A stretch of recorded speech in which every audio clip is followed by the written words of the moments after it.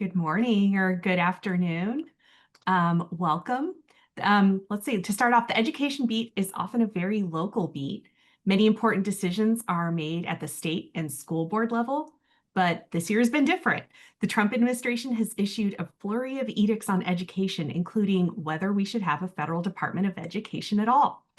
I'm Emma Gallegos, and I'll be moderating today's panel. I've also been covering many federal stories through a California lens over at EdSource. One of those stories was about the Trump administration closing the San Francisco branch of the Office of Civil Rights. There were branches closed all around the country and thousands laid off. And that story was about how many cases alleging very serious discrimination in some cases are stalling after staffers were laid off. I'd like to introduce to you our panelists. Mark Lieberman is a reporter for Education Week covering school finance. Before that, he covered technology and online learning for Education Week, also for Inside Higher Education. His work has appeared in Pointer, Vulture, Vox, IndieWire, The Week, USA Today, and Vice. We also have with us Erica Meltzer, the national editor at Chalkbeat, where she covers education policy and politics. She helped found the local news site Denverite, and she's covered everything from housing and energy policy to crime and courts for newspapers in 3 states. Right, and our first topic today, I'm going to turn to Mark. You want to talk about what does federal funding look like in your local schools? And Mark, you have some ideas about how to localize the story at the district level. Yeah, so first of all, hi everybody. Thanks for being here. I am a school finance reporter for Education Week, so my entire job is to sort of track what's going on with funding in school districts around the country. For the first three, I started this beat in 2021. For the first 3.5 years that I was on it, a lot of my coverage was on the local level, the state level, little bit on the federal level. That balance has really shifted this year quite a bit, and so I've been pretty extensively writing about all kinds of things happening at the federal level with funding. However, despite the almost obsessive attention that I've been putting on that others, likely some on this call, have as well, I do have a sense that there is kind of more happening than has sort of become widely known. And specifically, there's sort of there are these really prominent, high-profile federal grants that have generated headlines and sparked coverage. Things like mental health grants, teacher training grants. There was a whole series of developments around COVID relief funding. And then probably most significantly, for about 3 weeks in July, the Trump administration withheld billions of dollars in formula funding. Many of these things, have been covered sort of both from the high level national perspective and from the local perspective. But part of my job as a school finance reporter is sort of to keep an eye on what's happening locally. And every so often I see stories, local stories crop up. Sometimes they're pretty short, pretty vague. Sometimes they're from local TV news stations. Sometimes they're not. There's a mention of something buried in a story about something else.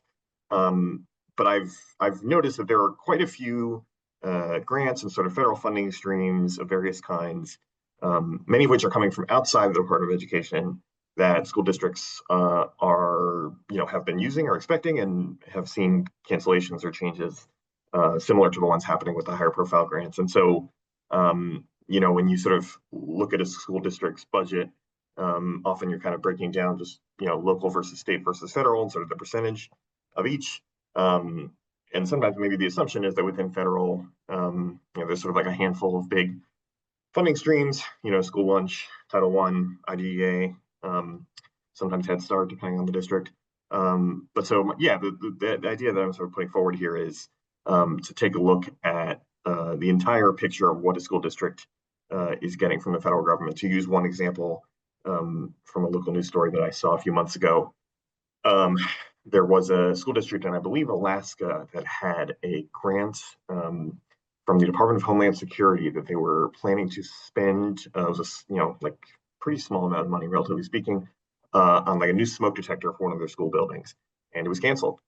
This is not. I mean, I still haven't even fully looked into it to even know what grant program it was, but This is it's an agency that on paper you wouldn't really expect to have a presence in school districts in that way, but kind of just one example of school districts are, always looking for funding opportunities, in creative ways, and um, are getting funding from many sources, including the federal government, for all kinds of things that might not be immediately obvious. So my recommendation would be to really dig in at a more granular level to what school districts in your area historically received the federal government.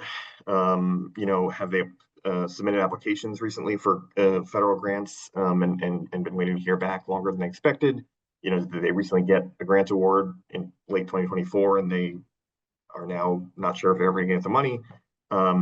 Because I have a sense that if everybody in the education reporting landscape kind of took this approach, we would find that there's actually quite a bit more federal money kind of being drained out of the education system than we even realize, and coming from a variety of places. So that's what I'll start with here. Erica, is there anything you want to add on this topic? Those were some great tips and suggestions from Mark. I think a couple other things. Sometimes I think that just digging in on the ongoing grants, because sometimes we've seen where a district has something that's supposed to be a 2 or a 3 or a 5-year grant, and they're in year 2, and all of a sudden they're not getting the disbursement. Other times things have been sort of mysteriously reinstated, and so it's definitely not just like a once and done story. It's definitely like a keep on it, ask again, follow up, where are they now kind of story. And I think the other thing to watch is with some of these grants that have been canceled, they have particularly where there's been more of an outcry and there is something that's specifically congressionally mandated, they have come back and said they're going to reissue them, but they've put new requirements on them. And so that's just something to watch as well if your district is trying to reapply for the money. I think we've seen that with grants around civics education, that they've put sort of new requirements. They're looking for sort of a more patriotic approach, or with the mental health grants,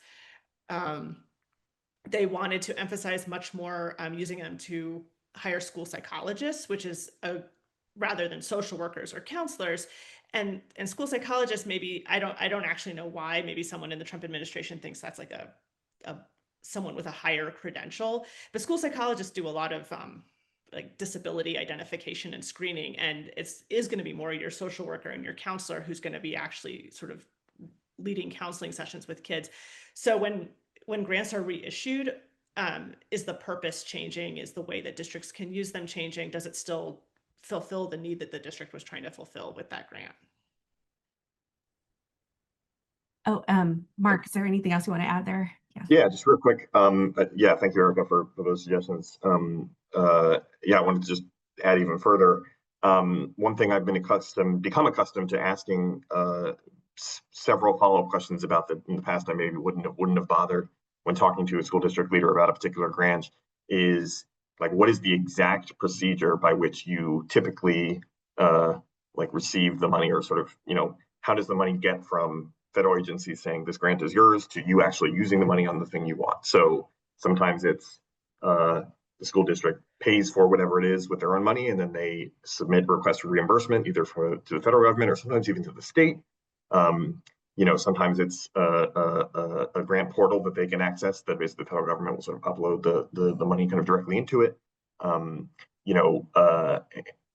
There's sort of all kinds of mechanisms that sort of guide the money from like the U.S. Treasury essentially to whatever priority it is that the money is supposed to be spent on. And so asking those kind of questions can often help you understand more specifically where the breach in the typical procedure is, or sort of where things have gone awry. Similarly, kind of timelines, when do you typically get the money? If it's a continuation award, like last year when your continuation award arrived, when did you get notified? And you'll often increasingly find that the answer is several months earlier than where we currently are, or when it came this year. So yeah, I don't know, a lot to dig into on this. Yeah, and it's really important to know where that federal money is coming in. I think especially because there's this sense that of uncertainty around it too. Just all these things that seem like sure bets at one point didn't. So it's good to know what money is supposed to be coming in before maybe gets taken off the table. Erica, I wonder if I can turn to you and let's talk about what's happening at the state level. Can you tell us about state waivers for funding flexibility and how reporters can localize that story? Yeah, absolutely. So the Trump administration has encouraged states to request waivers for funding flexibility. And we've seen some states already submit proposals. Some of them, like Iowa and Indiana, have been a little more detailed. Oklahoma's was um, not, I'll say not as detailed. It was more of a concept letter.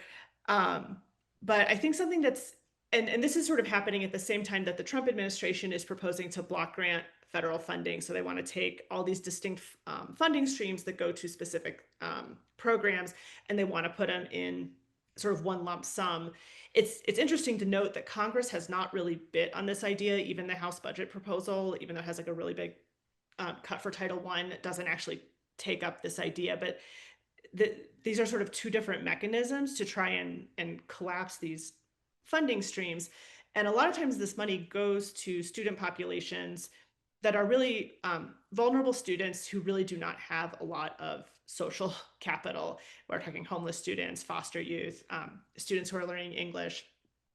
And so I think particularly if you live in a red state where your state education department and your governor may be more interested in pursuing this funding flexibility, talk to your school districts about, what is, how they use these distinct funding streams, what would be the pros and cons of collapsing them, have them talk to them about kind of like what Mark was saying, like talk to them about like what's involved, like in sort of there's a lot of talk about the bureaucratic burden of administering these funding streams, and supposedly it's going to be like a gift to school districts if everything is just one lump sum. So what's actually involved in tracking the money? What does it allow them to do to have, for example, dedicated money to for a homeless liaison, for example? And I think something else, particularly if you're in a state that has a, a robust voucher program, a robust kind of school choice environment, I have heard a lot of concern from superintendents that as this money comes in at the state level, that it's going to be sort of diverted. Money that previously went to public school districts is going to be made available into these choice systems. And for example, in Indiana's proposal, they're talking about taking money that was previously school improvement grants for low performing schools, and they will give it to schools that would serve students who would have otherwise gone to that school. So we're going to give it to a micro school or a job training program rather than to the school that's actually trying to improve how it serves students. And you may find superintendents that see an advantage to this. I think there's some complexity to the sort of trade-offs between the burden of tracking this money versus how it lets you guard money for certain student populations that maybe would be hard to, that would not come out in as winners in a budget fight. But again, I think this is in a way that it was not the case before, sort of understanding with some granularity how this money comes in, how they use it, what's involved in tracking it, and what's gained or lost if it all gets collapsed into one pool. Mark, is there anything you want to add on this or? Yeah, the main things coming to mind are just, it's clear that the states that are aggressively pursuing these flexibilities so far, at least, there's sort of an ideological or partisan consistency to the, leadership in those states. And so the question is that because there's something, or there are things specific to the characteristics of schools in those states that lend themselves to that kind of flexibility, sort of bottom up, or are these flexibilities that are being sought by the state leadership, that will be sort of handed down to the districts and may get more varied reactions. Yeah, and the other thing is, I guess I would just be curious about kind of differences in perspectives on this debate between districts that are between different sets of districts, right? So larger districts versus smaller districts, rural versus urban, high poverty, low poverty. Or it's sort of not the easiest thing to do on an anecdotal basis, but are there sort of particular types of school districts or particular characteristics of school districts that sort of lend themselves or don't lend themselves to the kind of flexibilities the state is pursuing here. And then, of course, to the extent that these flexibilities are granted, then watching how they play out on the school district level will be super interesting. So yeah, I'm glad Erica's paying attention to this. It's one of these very technical topics that can kind of be daunting if you don't already have expertise on it, which I frankly don't. But at the core of it is a really important question about how to most effectively use resources to serve students. So yeah, you're going to hear what people think about it. Yeah. Well, and to stay on the state level, Mark, I'm wondering if you can talk a little bit about how states are communicating with school districts about this flurry of federal activity. Yeah, absolutely. So I would say my kind of best visibility into this has come with the formula funding freeze that played out in July. Freeze is sort of not the right word for it. That's sort of a topic for another day, what to call these actions. But essentially, the Trump administration withheld $7 billion worth of education funding that was supposed to flow to states on July 1st. School districts, in many cases, had already budgeted for those dollars months before, in some cases even before Congress approved them, which I think happened in March. And so, this is something that I wrote about pretty extensively as it was playing out. And one of the things I observed as I was talking to people is that there were sort of pretty substantial gaps in sort of the flow and the timeliness of the information school districts were receiving about this. So as a representative example, I talked to a school district leader a few days into July who told me that normally the state sends out allocation tables, like funding amounts for every title formula program school districts are expecting money for, sends that out in advance of July 1st. And then, July 1st is when the money starts flowing to states and, the districts get it, at some point later. This year, the state had not, at the point that I talked to this person, sent any allocations, even for the programs that where the money ultimately did flow on time.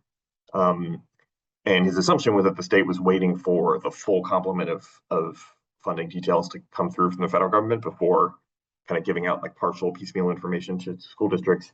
But that really contrasts with other states, people I talked to who said the state did exactly that. They, sent out a preemptive notice before July 1st saying, these funding streams, we know what we're getting for those, and so here are your numbers for those. There's a couple we're still not sure about, and so we'll have to wait and see. In some cases, states even sent out a notice the day before the money appeared, like it was not going to flow.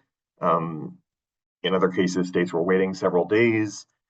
I think maybe in hopes that the money would just kind of arrive just a tiny bit late, and that there would be kind of no reason to cause any kind of even early stage panic. And so anyway, this contrast just to me really illustrates that even though the money is coming from the federal government, particularly with these formula grants where the state is the kind of pass through for the dollars from the federal government to the school district, even as the federal government is deciding how much money the school district gets, the state is the one actually kind of holding the money and doling it out.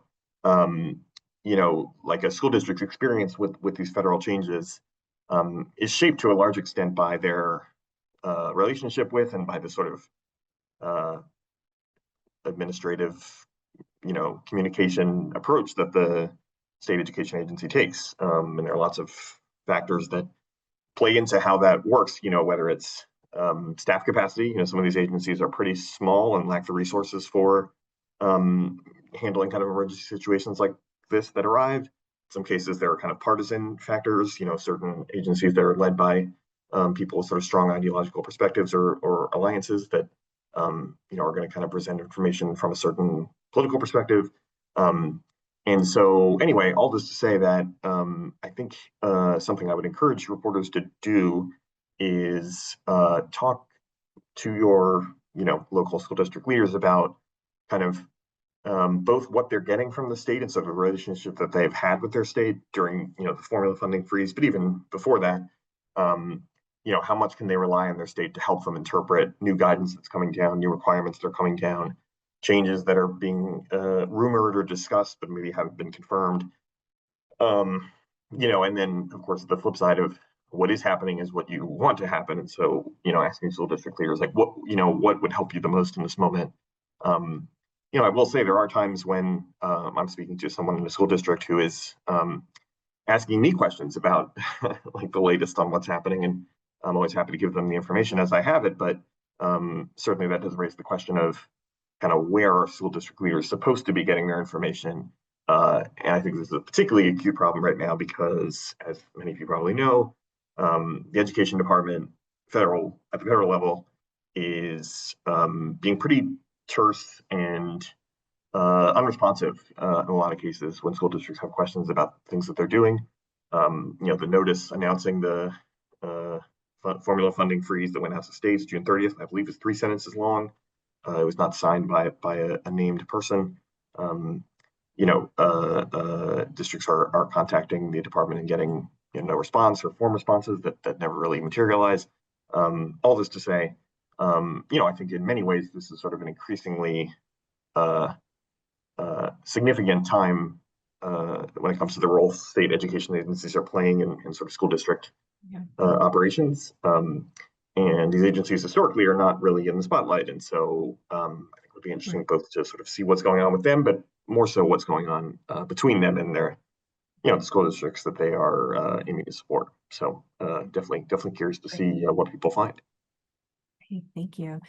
Now I think we're going to turn to what's happening at the federal level and the impacts of these federal changes in different kinds of communities. And so, Erica, you have some story ideas that you'd like to share about the Trump's initiatives against diversity, equity, inclusion, and how that's playing out at the local level. Yeah, thank you.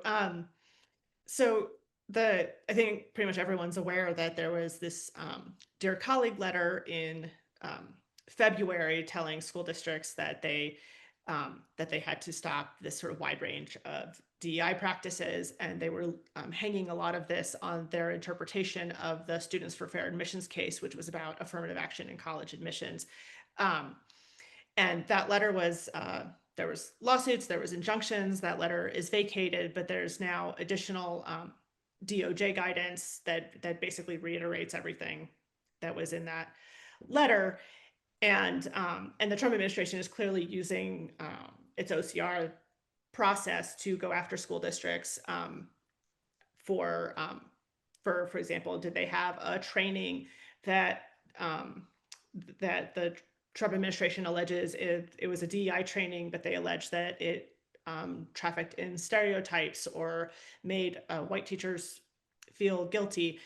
And so I think there's sort of two pieces here. There's the directed investigations by the Trump administration where they're going after school districts, but there's also a lot of school districts are very scared of losing federal funding, even though there's a lot of question about whether the Trump administration's interpretation is even legal or would hold up in court.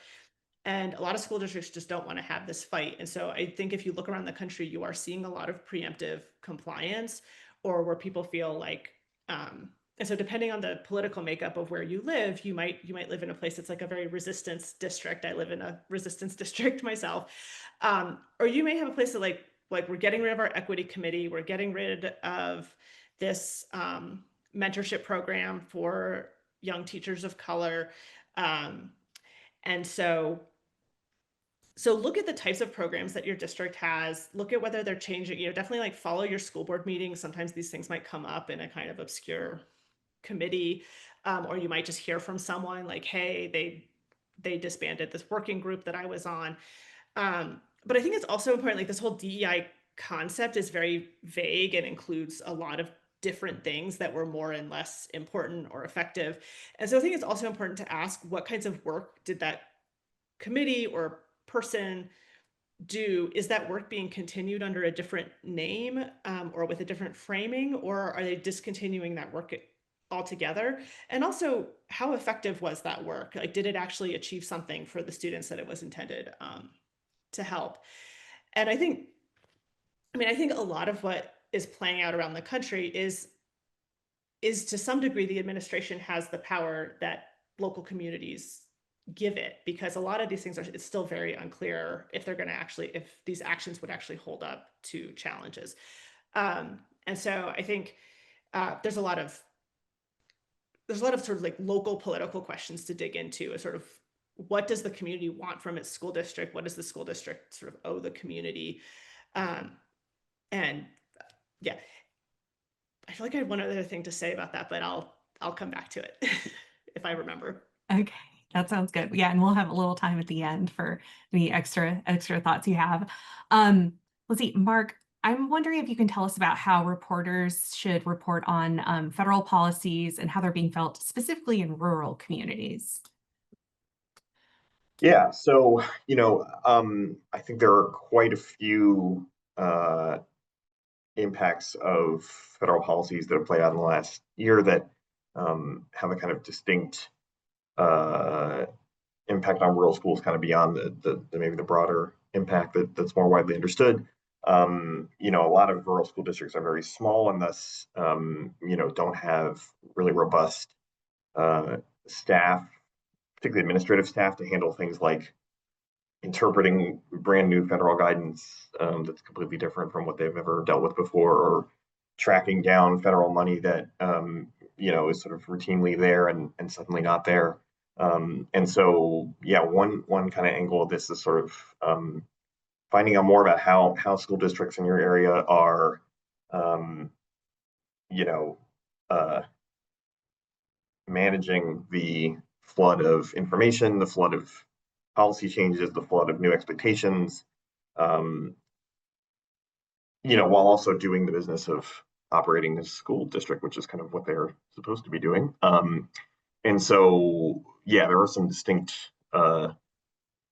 challenges there in terms of, cases where I think school districts that are, not large enough to have staff to dedicate to these kinds of things, maybe would take a different approach, whether it's fighting back against pressure to eliminate a certain program, or tracking down money that they're owed that they haven't gotten.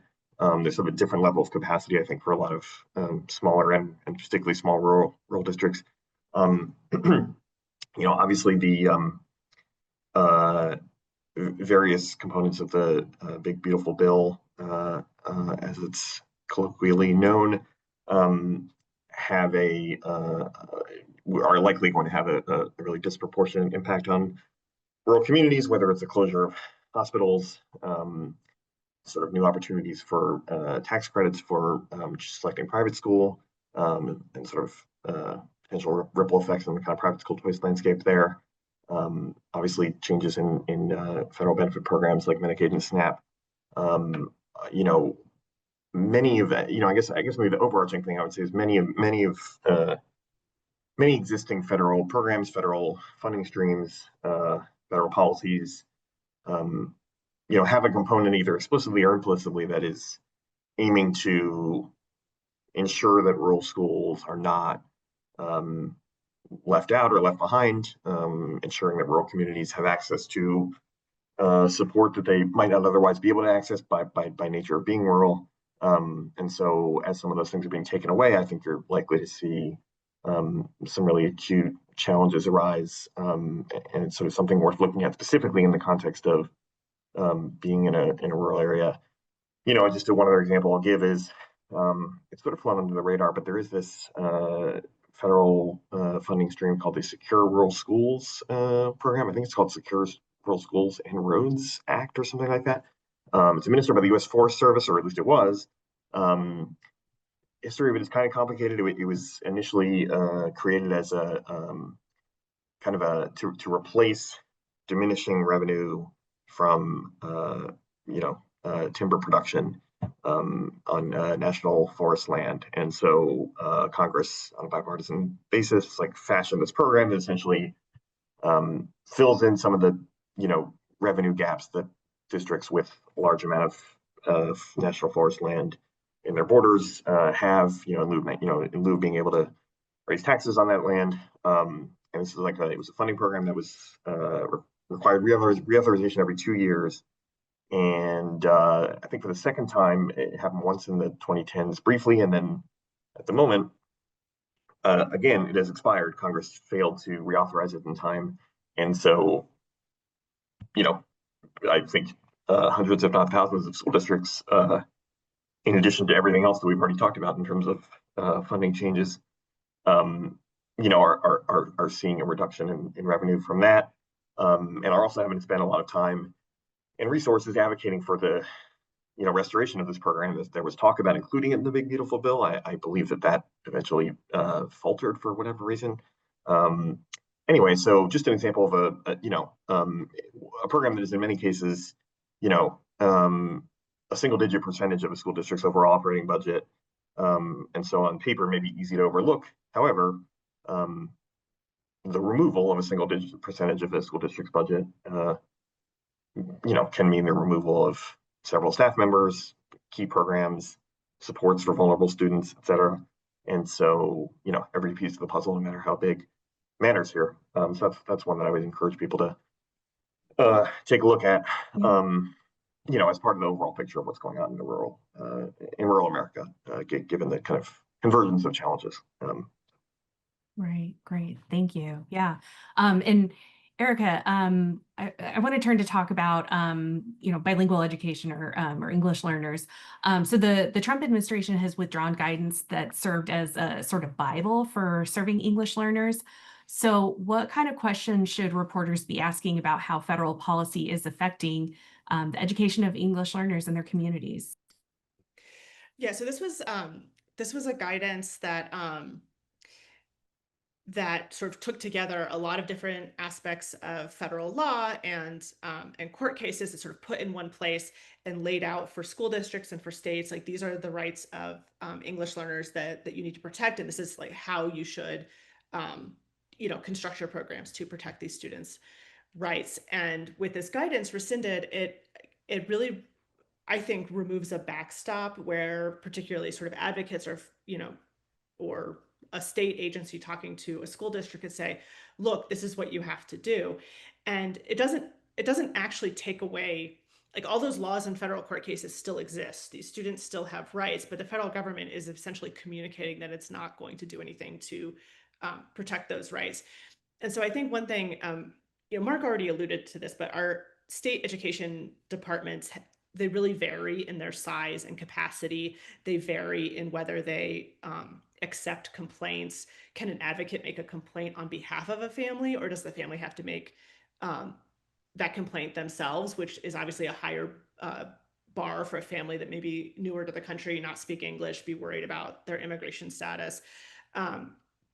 So one, you can look at what are the protections that exist in state law. What does your state education agency do to both advise districts in best practices and to protect the rights of students? There's also a large number of school districts that are under various settlements and orders from the federal government because they have historically not protected the rights of English learners. This is an issue with a very, very long history that we could probably have multiple webinars on. But we've already seen, just like we've seen the federal government withdraw from some of these desegregation orders, we've also seen them already start to withdraw from some of these settlements. We saw this in Newark already. And so if your district is under, and a lot of times districts, even in sort of progressive communities, actually want to get out from these orders, and they will deny that they ever did anything to harm students. So look, if your district is under a settlement, what does that settlement require the district to do? What is the latest report that was probably done by someone in the Biden administration in terms of how well the district is doing on compliance? And, and then what's happening now going forward that the federal government is no longer going to be there as a backstop. And I guess it's just also sort of picking up on Mark's earlier comments about rural districts. A lot of our rural districts are very diverse. We have there's been both because of sort of labor and agricultural workforce needs, also because of refugee resettlement. We have rural districts that have very limited capacity serving very large English learner populations, and I think that's a really rich area for reporting to sort of and these might be areas where the citizen community voted for Trump by a large margin. And so there's, I think, a lot to think about there. Thanks. Well, right now it is time for questions.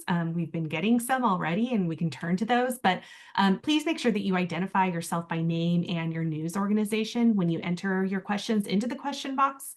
But first I'm going to start off with a question from Anna Coletto from the Tulsa Local News Initiative. She says, I've spoken with several administrators and leaders across Tulsa's school districts who lack clarity on funding availability and impacts themselves. Our state agency is certainly not clear or communicative with districts. How do you approach reporting on these issues without adding more confusion for readers? Mark, is that something you want to take on? Yeah, with the caveat that I don't have all the answers because I'm struggling with the same thing, right? As I mentioned, I guess best memory or sort of the most vivid memory I have of kind of being alerted to this as a growing issue, sort of in the second Trump era here, was on the second week of the Trump administration. Maybe some of you remember the kind of government-wide funding freeze that was announced on a Monday, supposed to take effect on a Tuesday, and then it kind of didn't take effect because of a court ruling like an hour before it was supposed to go into effect, and then the Trump administration kind of pulled it back, but still kind of implemented it to some extent, and we're still kind of feeling the effects from that, I think, to some extent. Anyway, I was writing about I'd written a story kind of about the fact that was going to happen, and then it was like the next day when the court had temporarily halted, I think until Friday, and then I think it was like I had a phone call scheduled with somebody, superintendent, to like talk about what had happened the previous day, and like in between like basically before the phone call was when the administration announced they were pulling back the funding freeze and they weren't going to do it at all. And so I spoke to the superintendent pretty shortly after that. And Superintendent A, somewhat unsurprisingly, did not know. Like I informed the superintendent that the funding freeze had sort of been canceled. But then even more than that, more notable to me was that there had been a period of time during the day on the Monday of that week, or maybe it was Tuesday, where it was unclear if they were referring to discretionary grants as well as formula grants. So it was unclear, like, for example, if Title I was going to be implicated in this. At some point, a spokesperson for the education department actually did confirm that, in fact, Title I would not be part, under the scope of the funding freeze. But that was also something that I told the superintendent and they were not aware of otherwise. And so this person was kind of wrongly under the assumption that, were the funding freeze to take effect later that week, the Title I, could potentially be caught up in it. And to me, this is illustrative of this is a superintendent who struck me from conversations I've had with them as very plugged in and very aware of what's going on. And, just sort of speaks to it's not possible unless the person is, refreshing my byline and Erica's byline and everybody else on this call, on the byline pages 20 times a day to be able to keep up with some of this stuff. And so, yeah, I mean, I think part of the solution is, to not take certain things at face value. For example, earlier this week, I wrote a story about the House advancing a version of the federal budget for education, in advance of the new fiscal year starting on October 1st. Their version of the budget has pretty massive cuts in the works for Title I and various other programs. And as I was writing it, I sort of had to remind myself, like, I sort of was doubted, I was started to write that this budget would, take effect for school districts in the 2026-27 school year. And I sort of had like an instinctual moment of like, I've probably already said that, right? Or like everyone already knows that. I realized like, no, probably not actually. Like, these federal processes and procedures are very much, even once you have become familiar with them as a reporter, because you've kind of been in the weeds on them, even in recent weeks or months, there's kind of never a point where it's going to be second nature to everyone who's reading. So, things that seem repetitive to you as a reporter are probably essential to include. And sort of, going along with that sort of humility of like, you can't assume people have read all your previous stories, right? So if you are writing a story that in your mind is kind of like, following on 6 other stories you've written earlier in the year, you do have to kind of step out of that mindset and remind yourself that for many people, it will be the first time they've encountered your work or the topic, or the issue. And then, the last thing I would say is, when you're interviewing sources, like, it definitely is helpful, I think, to, sometimes I'll hear things from sources, like they'll mention something about a funding program or whatever, and it doesn't really sound right to me, or it's like not something I've heard before. And I'll often just ask, like, who told you that? Where did you hear that? Not in a sort of accusatory way, but sort of like in a, where are you getting your information from?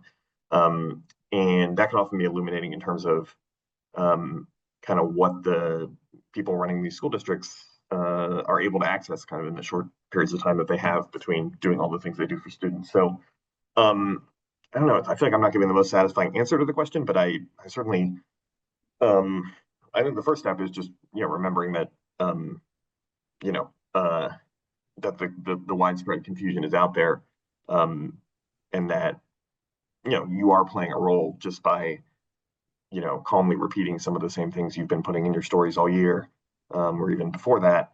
It may feel like you're not really doing much by doing that, but, kind of just, maintaining your grip on the basics, I think, is actually a real service.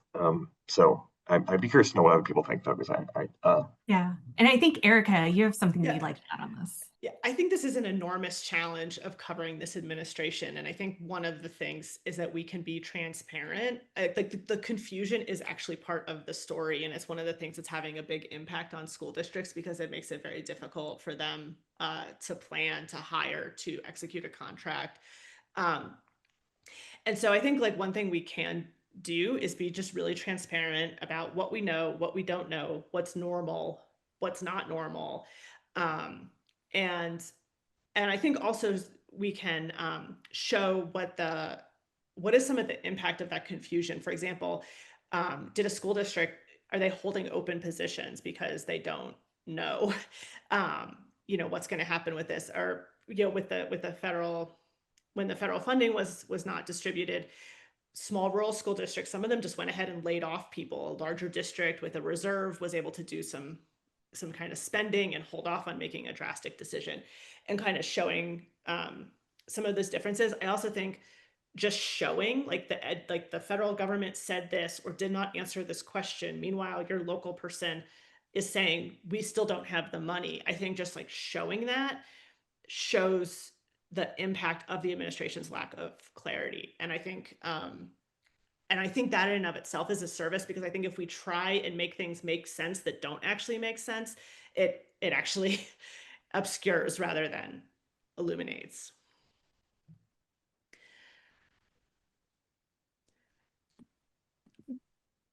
Okay, our next question is from Jonas Zuckerman. As reporters, how do you report on the administration's actions against DEI initiatives when the administration has not provided any definition of quote unquote illegal DEI practices? How do you try to communicate this to your audience? So I think on the one hand, yeah, I think they've been deliberately vague, and I think you can see some of the federal, like, for example, some of the federal judges have called them out for this in their orders enjoining the Dear Colleague letter. At the same time, they've actually provided a lot of clues in the letter by sort of, and I think, so things like if there's affinity groups at your high school, or if there's hiring practices that are sort of targeted towards diversifying the teacher workforce. I think they've sort of, if you have separate graduation ceremonies, these are the same types of things that we're seeing play out at the higher ed level. I think we can sort of reasonably infer that they may be coming for K-12. I think we know that, for example, they've already opened an investigation into a magnet, Thomas Jefferson is a very prominent magnet school in Virginia, that tried to change their admissions policy to create a more diverse student body. They used proxies, which is, they didn't use race because it's illegal to use race, but they used some proxies. And they've already, in the higher ed context, made very clear that they're going after proxies for admission. So if you have a school district that has magnet schools or some kind of elite or test-in school where the district is trying to do something to make the student body more diverse. I don't think it's like a huge leap to say that may be targeted by the administration, because in the Virginia case, the Supreme Court already declined. There was a challenge. The Supreme Court already declined to take it up, essentially saying like, this is okay with us. That didn't stop the administration from opening an investigation. I think I actually remember the thing I was going to say about DI. One thing that I think can be informative, that they're not going to get to the smallest school districts. If you follow some of these conservative groups, they do a lot of their like Parents Defending Education. I think they changed the name. It's just Defending Education now. The Students for Fair Admissions, Edward Bloom, I'm forgetting the name of his organization. If you look at the types of things that they are going after, if you sign up for their newsletters, read their websites, the types of things that those organizations are going after and highlighting as problematic, and sometimes in some cases like filing their own complaints and lawsuits, those are often the same things that we're seeing the administration pick up. There's a very close relationship there. And so I think, and I think the other thing to be careful of is you don't want to word your coverage as if just because your school district has this, therefore it is obviously illegal. Like, this is the administration's interpretation of the law is extremely contested. And so as this goes through the courts, we'll see if the case law starts to change on this, but we also want to be careful to not be like, oh, my school has affinity groups for Black and Latino students, therefore that's illegal. But that is the type of thing that is generating complaints. And one of the questions is the group open to everyone, or is it a closed group? The large majority of these groups are not closed groups, and I think it would be hard to say those are actually illegal. Great. I just add something real quick. Yeah, Erica, I think you summarized a lot of what I would have said well, and probably what I'll say is just a kind of rewording what you already said, or a different way of saying what you already said. But I will say, I mean, I do agree with what Erica said, specifically about I actually do think the administration has kind of in various ways made their definition of illegal DEI very clear. While they have not always communicated it in an individual policy announcement in a way that is legible or coherent, I think that the administration's actions, whether it's against higher education, whether it's in the context of the federal government as an employer of people, just as school districts are employers of people, whether their actions around kind of what other employers, private employers should be doing, actions when it comes to hiring within the administration, all of these things. I mean, there are clear through lines across all of those different things I just listed, and I sort of think the poorly worded and sort of like vague dispatches are almost kind of I mean, it's a way for the administration to kind of hide behind, not spelling out what it means. But I mean, I think, a broad effort to roll back initiatives that aim to provide equal opportunity for groups that have been historically marginalized and disadvantaged. I don't know. I think it's indisputable if that's what they want. And so, and then the other piece of that, I guess sort of a practical way to maybe get at that is, as I think Erica said, so the preemptive compliance piece, like what kinds of things are school districts stopping doing, not because the Trump administration has called them out specifically and said you have to stop doing this, but because their reading of the political climate is telling them, if we maintain this program, or if we maintain a staff position with this word in it, we could be a target. At a certain point, it's like, that is sort of a downstream effect of what the administration is doing that is clearly part of the strategy, right? And so I think maybe a way to kind of help illustrate in concrete terms what something that is being presented to the public as a ban on DEI, this sort of like technical acronym with kind of this great corporate sheen on it, like what that actually means, and sort of what it's doing. And you kind of get away from psychoanalyzing intentions, in ways that might draw skepticism from people who are more sympathetic. Anyway, so I don't know if any of that was helpful, but I just think like we know what our eyes are telling us, right? And so we do have to be honest to a certain extent, even when the words maybe are saying something different.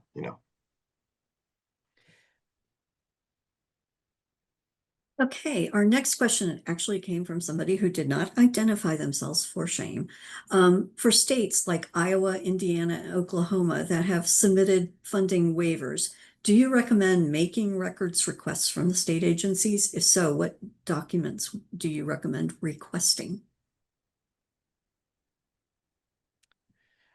I mean, I think I would always recommend making records requests. That's gonna these things obviously operate on different timelines in different states and with different levels of frustration in different states.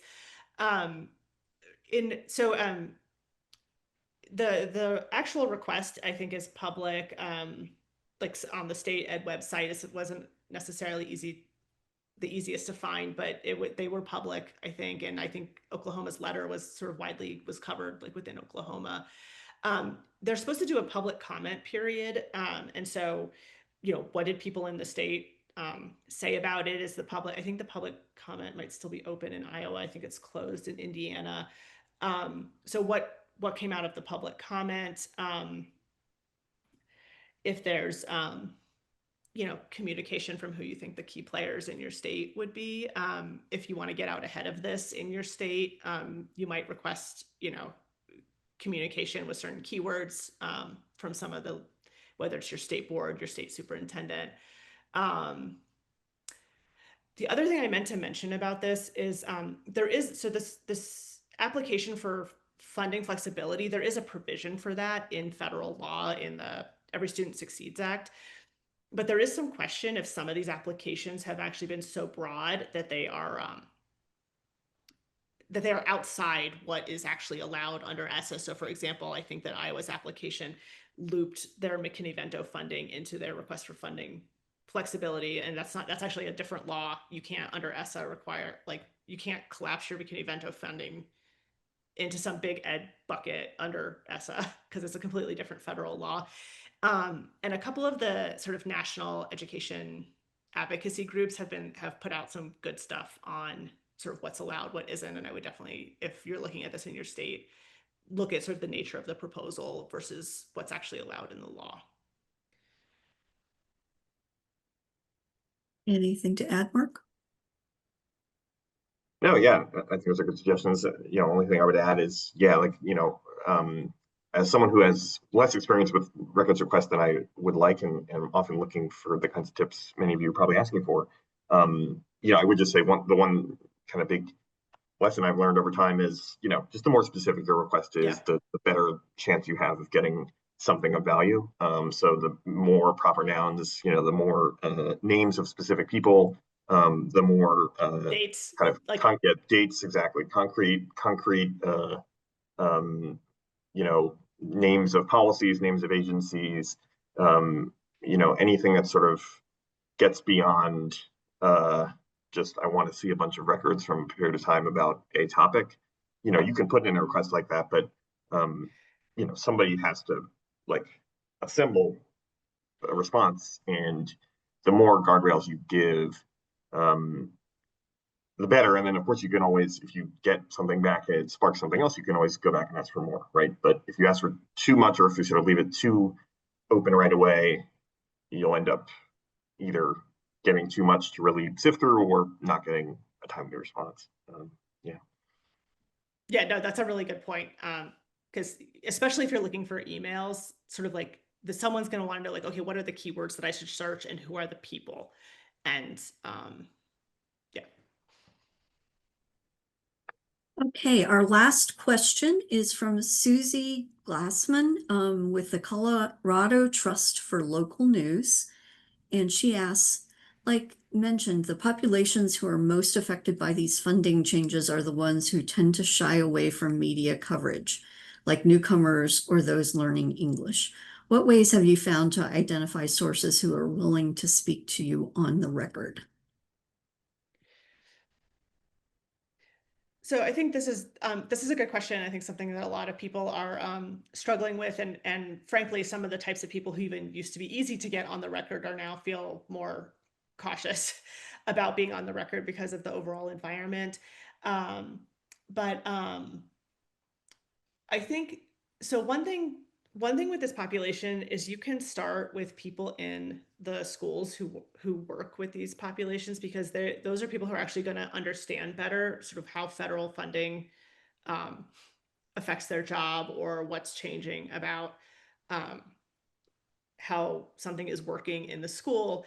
Um, and I think also just sort of general source building, like spending time with maybe a community group or a community organizer who already has some trust, and like do it. I know this is like, our time is so precious and we're often on deadline, but to the extent that you can spend time with people outside of a story context and do some relationship building, sometimes an advocacy group can help connect you with families, or you can kind of start to build those relationships maybe outside an immediate ask, and then be able to talk to people in a story context later.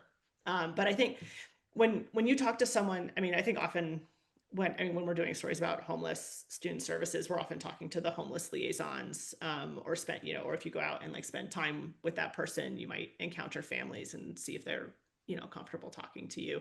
But the people who work in the school are people who are legitimately affected by this and will have a lot of insight. And depending on the environment, the political environment in the community, may be more willing to go on the record. Yeah, and I would just add, the experience I've had that's most comparable to um, what Susie is asking about here, this year at least, has been with a group that's very different from the one specifically she asked about.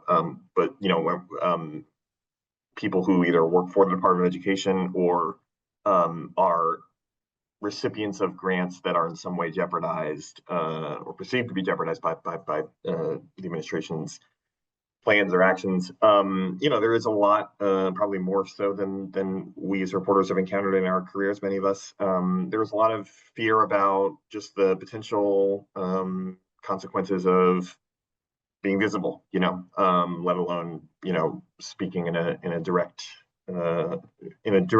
way about, concerns about things the administration is doing. And so, to a certain extent, you're not going to be able to overcome that barrier for every single person, or necessarily even want to, but there has to be kind of a heightened sensitivity to that. And then I think also, the more that you can actually, had an experience yesterday with someone who I think was looking for was sort of looking, not someone who probably talks to journalists all that much, someone who works in a school district, was kind of earnestly asking me, like, what is the purpose, like, what are you trying to do? Like, what are you trying to accomplish by interviewing me? And like, what are you going to do with what we talk about? And so like the more, it sounds basic, but kind of the more that you can explain, like, both like kind of what the story you're working on is going to look like, and sort of who's going to read it and what the purpose of it is, but also, and the measures they're going to take to protect their anonymity, or to protect their privacy in whatever way you agree to. But also just kind of like, why do you think this issue is important to write about? Why do you think the risk is worth taking? What if they're your journalistic values? Those are things that I think if you talk openly about them with people, I think you'll find that they're a little more open to talking in ways that are helpful for your work and just for the interaction. So, Yeah. but yeah, it's an ongoing challenge for sure. Yeah. I'll just add one thing from my reporting. It's not just obviously people who are at risk of immigration, deportation are the most sensitive, but even talking to someone who worked at OCR, and, a lot of those people were really afraid to speak on the record. And so just what Mark said, like, this is what I want to know. this is, and sometimes I say, look, I'm going to write this on a notepad, and when my story's done, I'm going to throw it away. No government agency can like request those notes. You know, my editor has to know your name. I'll know your name. No one else will know your name. Like I'm just like very explicit about what the rules are and what's guiding our conversation. So I think that's just important for really vulnerable people, as even just some people who are just worried they're going to lose their job or become a target of, I don't know, target of a lot of political, I guess, yeah, politicians. So anyway, I am going to start to wrap this up. One thing that I wanted to add, Victoria Pasquantonio had a question about what the name of the group is, that which email list to get on, and I just wanted to put that out there. I answered it, but it's Defending Education and Students for Fair Admissions. So those are the ones that Erica mentioned as being good for following along what's going to be happening in the future. But with that, I am going to wrap things up, and I just want to thank you everyone for joining us for a great discussion. Thank you, Eric and Mark, for providing such rich, thoughtful answers. And you know, you can look for other resources on the EWA website as to help plan your coverage at both the K-12 and higher ed level for the coming school year. So thank you.